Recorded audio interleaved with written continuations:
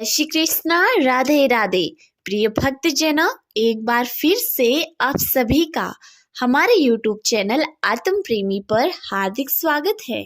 प्रिय भक्तजनों, इस वीडियो के अंतर्गत आप सभी कार्तिक महात्म्य के अध्याय 23 का श्रवण करेंगे।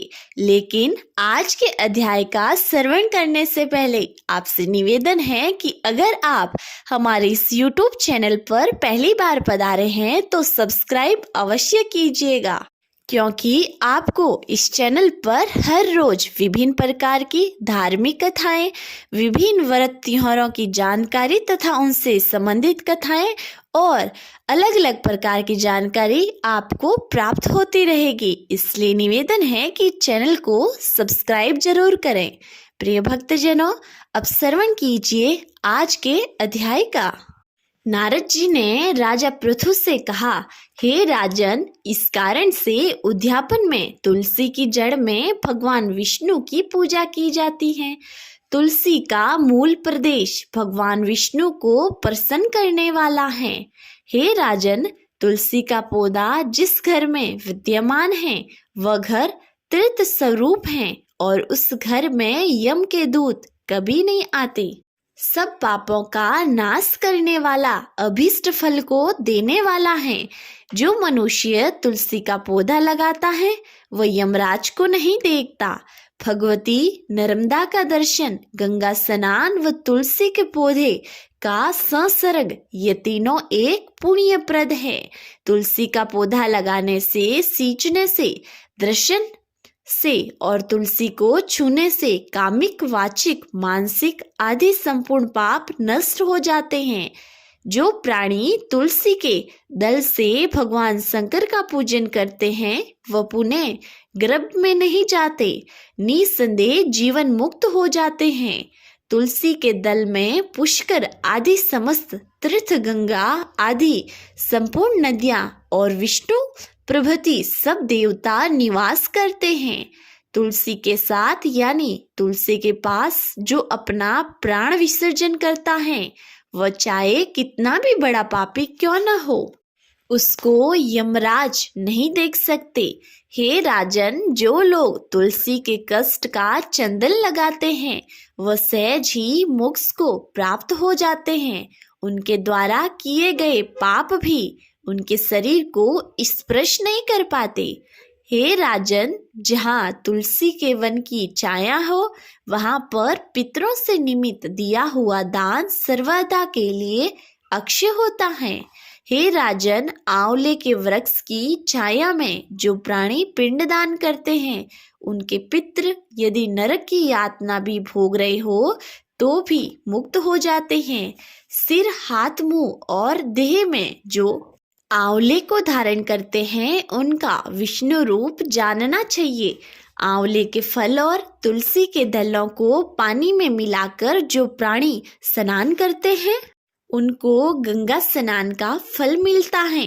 जो मनुष्य आंवले के पत्तों और फलों से देवताओं का पूजन करते हैं उनको स्वर्ण मणि और मोतियों द्वारा पूजन का फल प्राप्त होता है।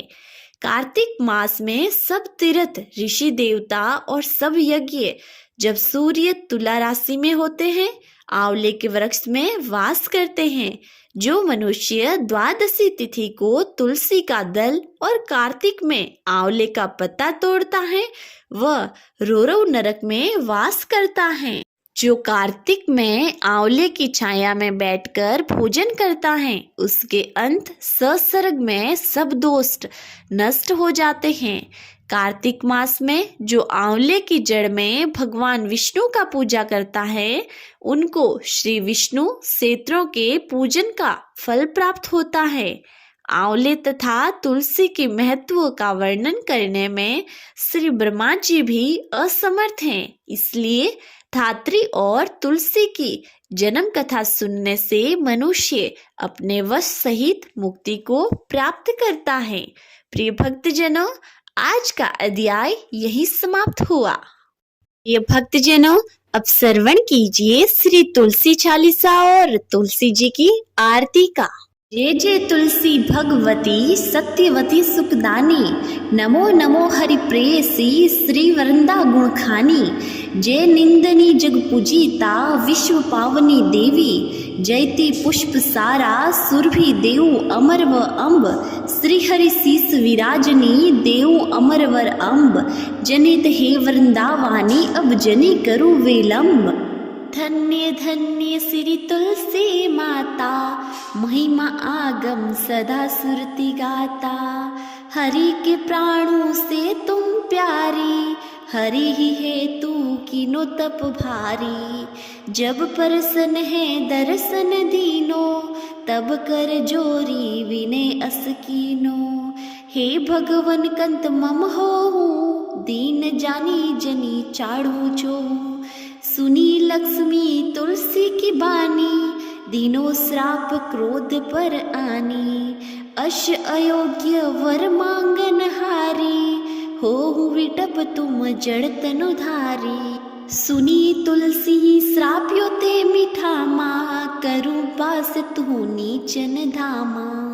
दियो वचन हरि तब तत्काला, सुनु सुमी की जनि हो बिला। समय पाही वहे रो पति तोरो, पूजिहा पास वचन सत मोरो। तब गोकुल नंद गोप सुदामा, तासु भई तुलसी तू बामा।